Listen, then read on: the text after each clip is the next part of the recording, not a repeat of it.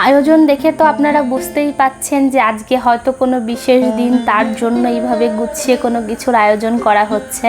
তো হ্যাঁ, বিষয়টা হচ্ছে আজকে জামাই ষষ্ঠী, সেই জন্যই এত আয়োজন। কাজের সূত্রে আমরা যেহেতু বাড়ি থেকে বেশ অনেকটাই দূরে থাকি, তো ওই যে বিশেষ দিনগুলোতে বাড়ির কাছের নিজেদের লোকগুলোকে খুব মিস করা হয়। তো কাজের জন্য বাড়িতে আর যাওয়া হয়নি। শনি আর সোমের মাঝখানে রোববার পড়েছে, একদিনে অতটা দূর গিয়ে আবার আসা সম্ভব না। ওই জন্য মায়ের কথা মতো মায়ের জামাইকে খাওয়ানোর দায়িত্বটা আমিই নিয়ে নিলাম।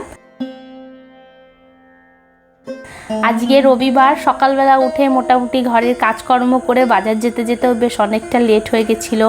11টা-12টা পর্যন্ত বাজার করা হয়েছে। বাজার করে সবগুলো রান্না আমি নিজে হাতে মায়ের কথা মতো রেঁধে তার জামাইকে খাইয়েছি।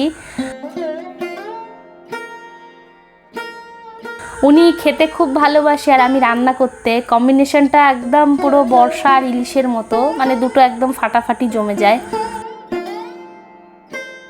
ছোটোবেলা থেকে এই ষষ্ঠী নিয়ে বেশ একটা আনন্দ ব্যাপার মনে কাজ করতো, কারণ ছোট ছিলাম যখন বাড়িতে জামাইরা আসতো, পিসি মশাইরা আসতো, বেশ জমিয়ে খাওয়া দাওয়া। তখন তো বুঝতাম না যে ষষ্ঠী মানে কি।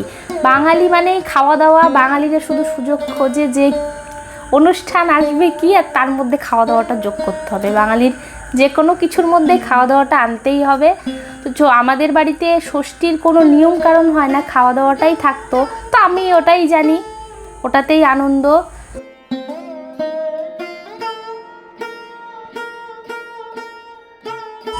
তো তোমরা কে কে জামাই ষষ্ঠীতে গেছো আর জমিয়ে কি কি খাওয়া দাওয়া করেছো আমাকে অবশ্যই কমেন্ট করে জানাবে। দেখুন, আপনাদের সঙ্গে গল্প করতে করতে জামাই ষষ্ঠীর থালিটাও সাজানো হয়ে গেছে। এমনিতেই খেতে দিতে দিতে অনেকটা লেট হয়ে গেছে। আপনারা দেখে অবশ্যই কমেন্ট করে জানাবেন যে জামাই ষষ্ঠীর থালিটা ঠিক কেমন হলো। মাকে ফোন করে জানিয়েও দিয়েছি যে তার জামাইকে খাওয়ানোর দায়িত্বটা আমি ঠিকঠাক করে পালন করে দিয়েছি। আপনারা অবশ্যই কমেন্ট করে জানাবেন যে থালিটা কেমন দেখতে লাগছে।